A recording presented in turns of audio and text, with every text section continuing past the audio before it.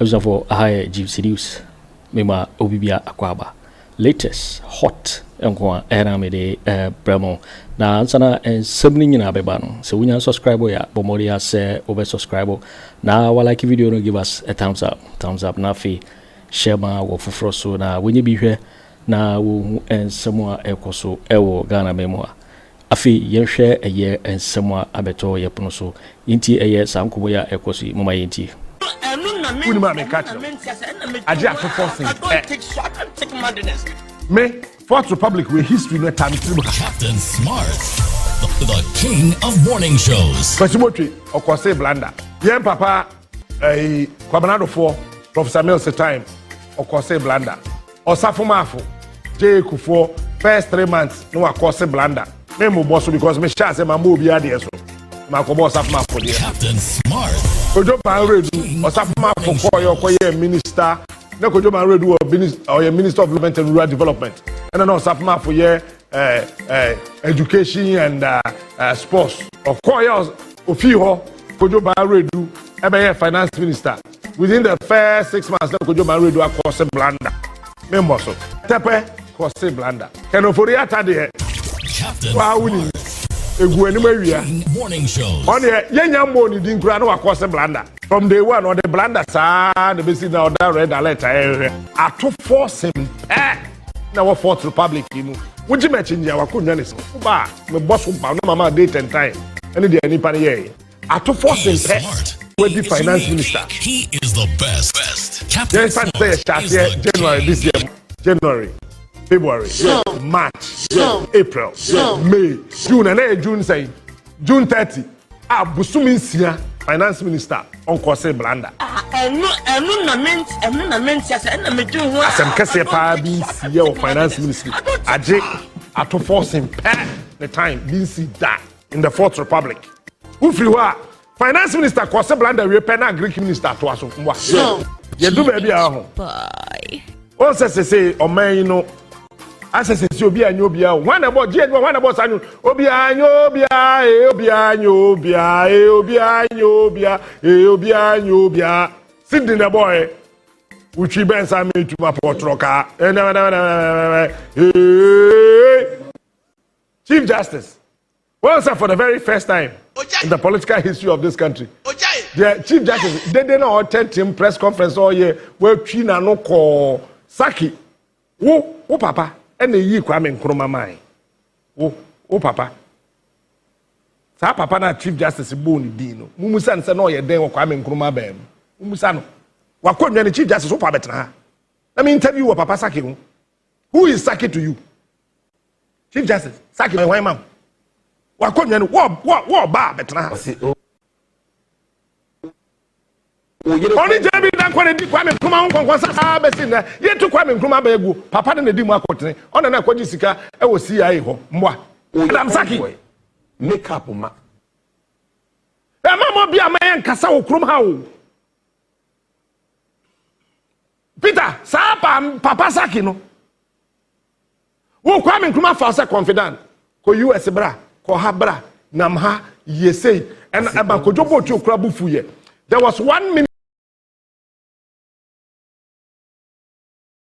Mr. Bino wo Kwame Nkrumah amembodum oye votarian. Aw. Wani. Oh. Me am refi minister ni. Gbedema jalai.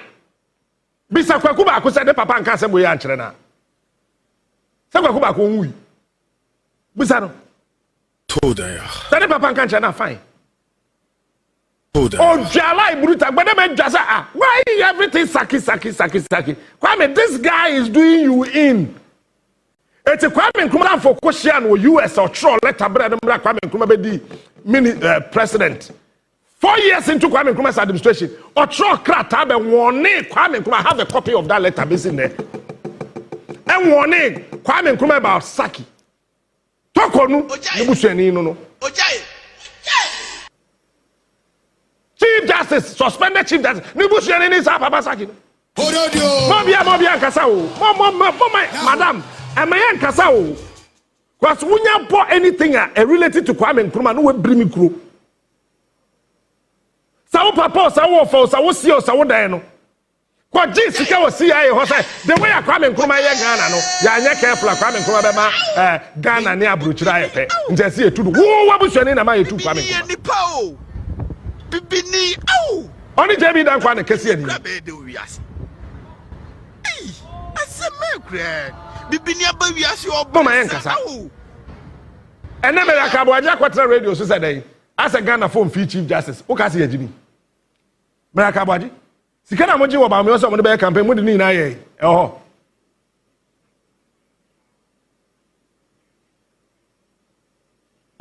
o se Ghana for adwini ye adwo kan ketisi Captain Smart mama obi adwin mo da ho eti chief justice pa onkwatena BBC onkoye press conference ambu enti na Bawumia TV akosi Yesu ehu efe ma fa o shi o tu bele who cares who I mean na who they care and I'm pidgin yes na mukan say God mukan say who they care nobody they care chief justice pa no aduane ma ni kunofo nyai ye fa ho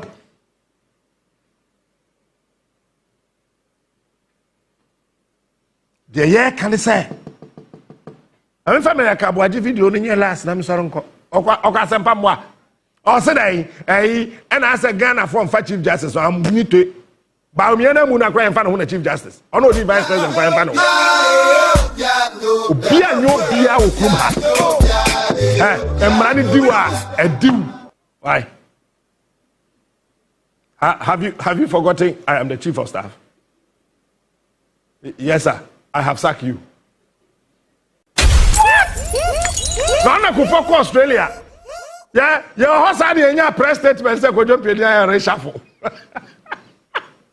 Pambi di biasem. Next time what to abedi na frema pare abetna ha nipa 127. No be edin se hunu. O se sika man krofo koyo papa mo yi. Bo me Agyapong Agyarko man so free akra. Get a sense say ase NDC former cast spell be go on mine so. Sir. Because you see Asante who didn't hear I say chief justice here say we and I mean my friend say a serious matter because Bufo na so who o manfo ni mo no before yes say when I don't expect anger I expect sadness I expect see me who are who be see me who say I don't know obi say Chief Justice of the Republic by media engagement there to be very fair to her. Necessarily not know anything. It means that I say avenues I block it. So and me share posture any demeanor the Minister for Government Communications within 10 minutes I'm many or no so and the kasa any demeanor as one ntokwa. I didn't mean to say due process a law. Yes. Not in a law, they say can you PS and see us if we almost come on more campaign today. What's your company we say Jacopo say no. That you more campaign. Will be it's a sad situation. I am shocked. Makai Mameno statement 3 times. And I'm asking myself, where are we headed? But I get a sense I say and this is former cast spell be good. On mine so. Sir. Because you see, who didn't hear? I say Chief Justice here saying and I mean my friend say a serious matter because Bufo na so who o manfo ni mo no yes say when I don't expect anger I expect sadness I expect see me who are who be see me who say I don't know obi say Chief Justice of the Republic by media engagement there to be very fair to her. Necessarily not know anything. It means that I say avenues I block it. So and me share posture any demeanor the Minister for Government Communications within 10 minutes I'm many or no so and the kasa any demeanor as one ntokwa. I didn't mean to say due process a law. Yeah. But I get a sense I say and this is former cast spell be good on mine so. Sir. Because you see, who didn't hear? I say Chief Justice here saying and I mean my friend say a serious matter because before now so who a man for I don't expect anger. I expect sadness. I expect me who be who say I don't know. Obi say Chief Justice of the Republic by media engagement there to be very fair to her. That is I didn't know anything. It means that I say avenues in a block it. So and me share posture any demeanor the Minister for Government Communications within 10 minutes I'm a many or no so and be kasa any demeanor as one ntokwa. At the end of the day, say due process a law. Yes. Now the law they say can impie and say so we must come on more campaign today. What shall come we say Akufo say no. Na fi more campaign. Obi it's a sad situation. Producer John life man. I'm shocked. You see when the reality finds its original space, the dirt on anything will vanish. I say NDC for cast a spell be Ghana for I say NDC for to a drobia Ghana for you. That's miracle. That's how we want to a drone be a gozo. I don't know what the Ghana ni. We are Morocco ni. Who could do one of Togo?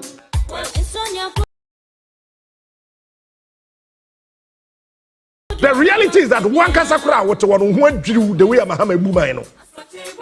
We are my chakro. Ghana for say ye near te. Ghana for we say ye check captain's man say we are buying sika ba no kwan kunshi. Chief Justice made Chief Justice no me no ye there mama. No one about say tuju kodile si say there. Let's Moses Chief Justice oba fie besra. Auntie, oh Chief Justice na sama ba ho a wo say there. Dr. Bibo Sune, Professor Abraham Spiritual and Healing Center. Women don't make money because you're Chief Justice. The Chief Justice of Mobile Unity.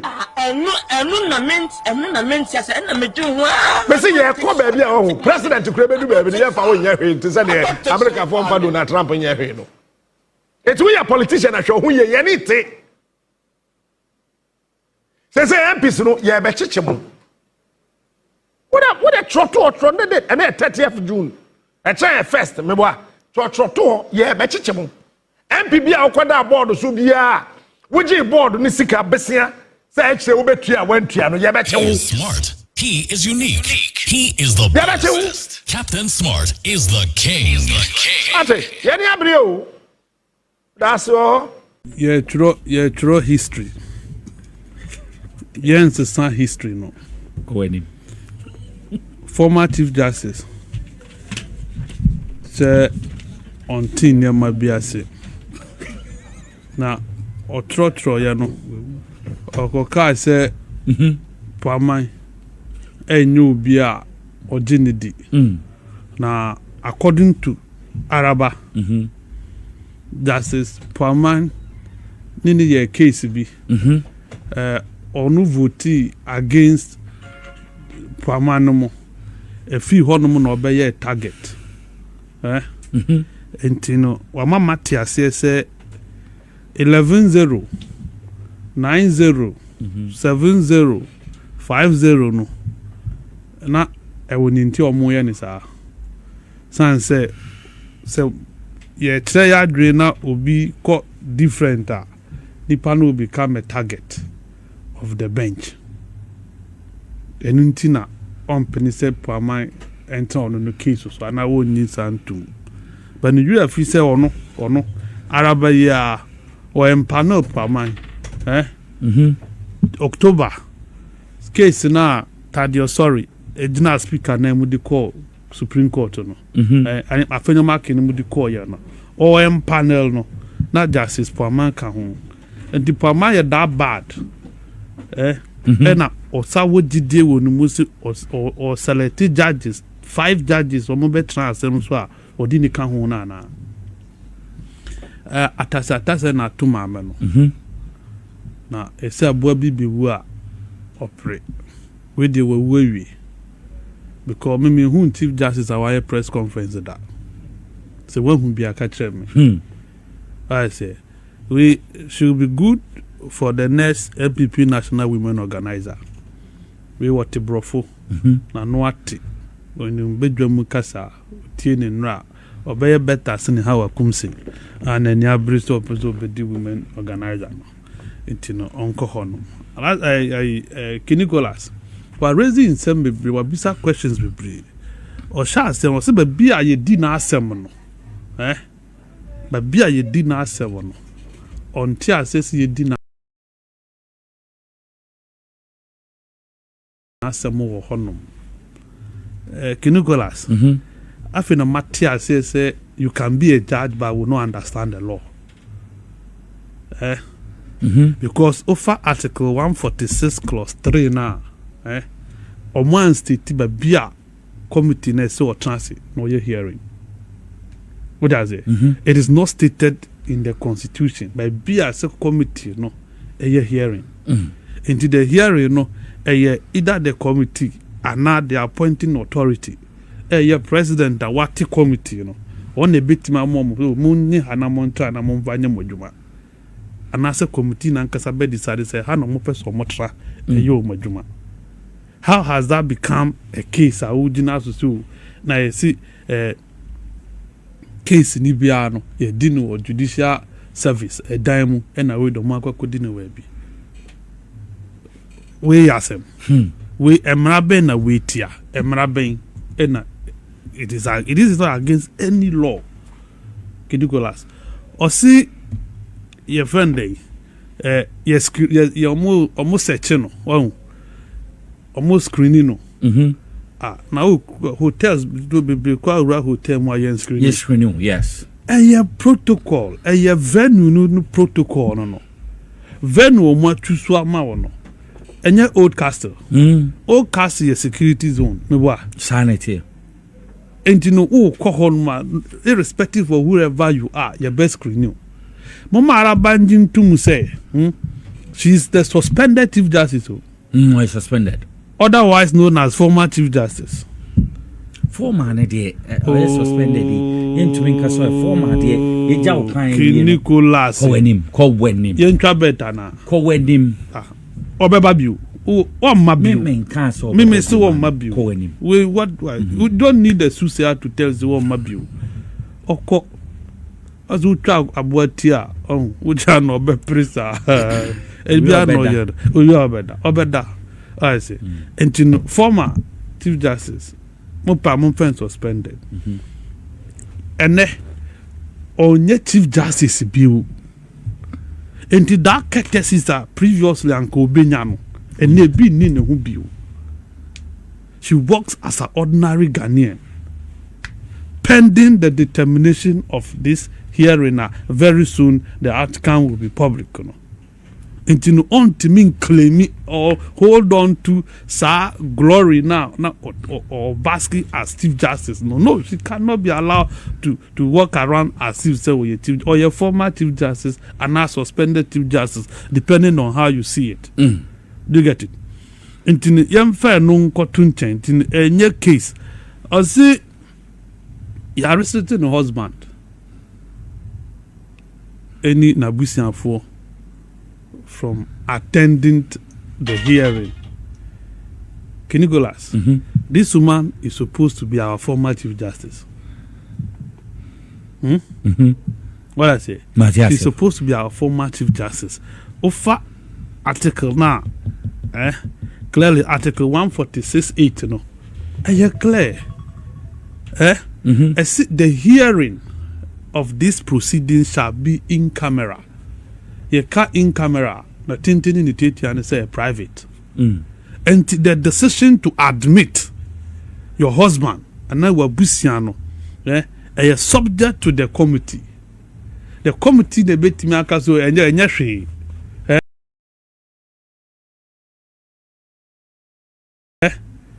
Bra. Ukunu bet me di wo channel bet me mo bi adi wati. Sentisa only you and the petitioners. That is what the law says. There's nothing other than this in the law. You don't need a law degree to be able to read this and understand. It's as simple as ABC. So I say, of course, so I go cancel. Yesterday, Edu Lodge. Now, na evoke those things are tangential. Those things does not matter. Issue no, the narrow constitutional issue no say what violate Article 146 and is subject to Article 146 proceedings. Who will answer be? Who will be raise it? And your next so yes or Timrana and say a judicial review. Do you get it? And now obey filing for constitutional interpretation. What do I say? These two options in our war, sir, courting public sympathy via public press conferences, no, a violation of Article 146(8). Article 146(8) say all the proceedings, no, in camera. Mami way from day one, and what decided say she will leak every information to the media. In the present Tróuble or leaky to the media. Me wa. Orie ye ene wa kokon akoko orie no Asante hold the press conference telling Ghanaians say and seminar a what petition one odi abano we everything odi akokot. Everything our can on the press conference is a subject of court a year to ago. Urie ya wasin aba be shia Ghana for enyina country and say A, B, C, D, T. Now you will not resign. Who cares about you resigning? Say nye committee ne yesulu anka over this time we call. Keni we you got adokwe case train no. Who delay ye? Who to train ya na you must go for you go be do want me mabu. You see, mami way I display clearly. Say on T emra. Prima facie no, Nicholas. And yet committee, it wasn't Pama's committee that determined the prima facie case. The prima facie was established by the Council of State. And no more. And determined because President in Saka petition, he referred the petition to the Council of State. And a Council of State for fair no more establishing prima facie case. Why are you asking Pama committees omum and a mouth? Prima facie. They did not. So you cannot really litigate the point of prima facie at the committee. It has been established already and the committee is in full gear. The committee is working. Or send a lawyer. A cohort in her absence and her lawyer was not admitted or was not allowed. Common sense. And yet law practice. Say me manya sem usi me it must take me to introduce my lawyer to the court. And yes sir. So you must court no formal notice say assume see na ye me lawyer. In that case the one kwa nipa ni timi gina emuma. The point is she did not tell the people of Ghana say oh me lawyer no man timi I introduce and me notify committee and say oh, this will be my lawyer. Now so if the committee is not properly notified, should they admit you? All I know accreditation. I say you see obi anka wa kwa kodru abi wadri. Eni kwan say o ma ho kwan. Na etimi kan ya adwen kire. But Ujani said, "Dear, you boy, I dream straight. You ye, you boy, you dream man." Me see one Timian contract the one of the process who ne new kwansi president yesi ena omaye e new kwansi yesi ena ya ye ni obeye ya ni emotions try to play on the emotional keyboard of the people so obe court some public sympathy obi animu obi ehun ni awo ye wo ye chief justice abra na wo ye chief justice case ba woni mu ayenim wo pe na wo ye chief justice obi file case anopa awia na what decide awie and see that Ghana ha apart from wo Obey Chief Justice, ultimately decided say nobody should sit on any case. This a oba. Say would nigga na no the case. One about my date. Actually, be true or false. Why you win in area? Nobody has stopped you. The judiciary is never under any attack. The court is working. Yeah, Obian throw state a ruling. And van come judge BC come and read. Do you get it? And then you Obian a can't say the law is the law. One now can't say the law is the law. Now the law is the law, and everybody gets the law. When you are getting the law, you are crying. Is it today she got to do say the judiciary now no presiding over no? Na a messy na. The bia ye catch from music babia moti ninsem huna mudinu or court one emwa a time will come, you will pay for it. No office ye dear grow. And she's crying like a baby. And no baby ampuye. You see, okaya ko kasio poamandie. Oni poamandi sentence yenji nimfi ni refi. October 2024, 30th October 2024. Speaker lawyer Thaddeus raised objection on this justice Jamini say Jewu ye gawu minim Jewu say Jewu ye MPP parliamentary candidate da na asema abeto omo animo no MPP 4 kan ho what I say enu ntino omunya ya nka unrecused ho CJC Article 128 clause 4 no a constitutional matter and a political matter and ill conceived they cannot let Jew off the case and or dismiss the case no ye miss and say case na Daniel Ofori di court or no dissent no a political na a constitutional. Say constitutional, how does that political, how does that affect a next case na a work court no? You see, mami we refi say honyenuga lawyer Chatuchi Kata finally objected to honyenuga sitting on a case involving that whole for case no. Omutuguye say a baseless.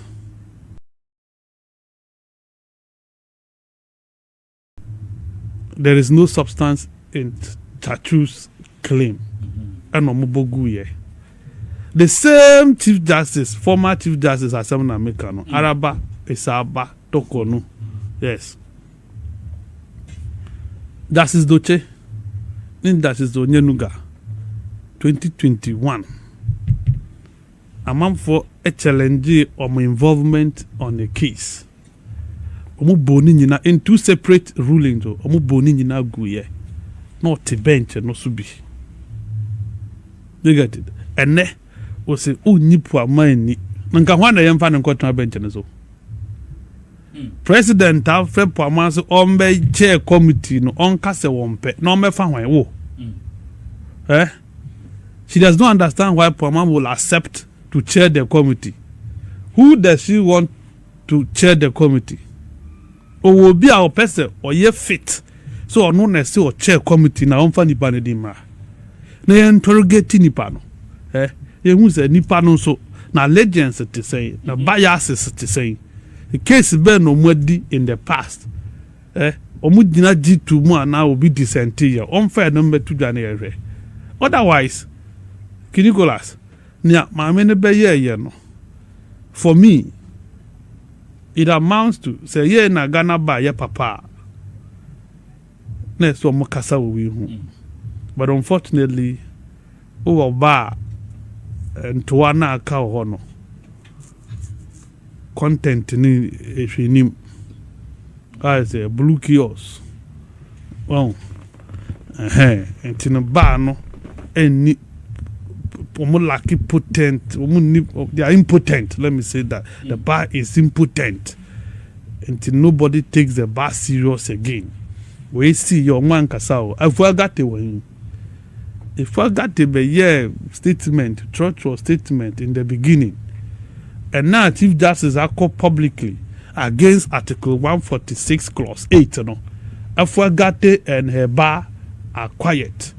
If I got the in the bar, you got the if I got the 7 American Ghana Bar Association, and then what can I know to? And no matter as soon about the former Chief Justice back career, and no non-crum no yedidi.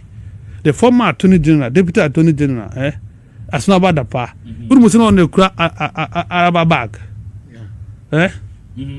No, she was the aide to Araba before her elevation as Deputy Attorney General. Wow. And no all kumbe no. Okasa basa. And car right hunsem ni left hunsem. You see, Emrani do. Yeah, Tigana Hano. Nobody directs a court as to where you see a dinner sem. Intino, Nicholas, you see what? Onya sema, Babia a jelly muntie tree for no. A bit me do alcohol, near could do asem. Babia a dear tie yasem, a bit me do alcohol, near could do asem. But be a say do bias and beer when I do call near could do as own country court in zoo. And none of me will hana mujeli muntie tree for to do that memories of you jelly muntie tree no it is aimed at intimidating me sabe a yenzemunu. We a young Kwasiasem Yen Kasa ansem we. You cannot play on anybody's scene. You see, nobody seems to have sympathy towards Araba because Obia who Araba in court, open court, in facial expressions, say no see ya nearma, and show see where ye Obia, what I say, or ye independent, and just where you be or ye neutral. I say now ten yoko kind is edu lodge introduction now with the back case mo kan say asem edu lodge all just say oh so I say some sa akode bi eye ono na uncle yes entinu sa akode no ye den we MPP ni ana sa akode MPP ni and na hwan mo na ekun sa akode no mo PNDC enye sa PNDC for NDC for what in there we women organizer no. This is coming from an MPP stock. Okay. And then we bet Ghana phone na say me MPP ni. Sa call there now kan hu na ye kun na maybe twam some 40 something years ago no. Mu ni mu me catch them. This is the first time I me bom nyina ma me wo fa. No on the hwe school. Me nya admission college University of Ghana in 1980. Na ono na na hwe me. Na ono ho na mete. Eno muko din sa ade no enti ne musa de mi aba ha mu be ka me yaw it explains why she does not like the NDC. It explains why we wunjo mama no we muna that is all. Enti no woni ni ntimi ni adwuma mu enti common sensically sanka wo principles wo principles anka mama ba ya wo so ani ina na wo you resign because omo the party na asifo the nananom na ekun wofa me boa no mo kun wofa de we de na oni omutimi adwuma what is omo kun wofa de we de na oni omutimi adwuma. That is the issue. So for me, okay, it's a gonna for me I'm a TI or a former Chief Justice because prima facie has been established against her. And until continuously, or catch Ghana force on TRC, there is no prima facie against her. Okay. Because onim, see a prima facie tiaope, oko, oye den utiati. Anyway, we.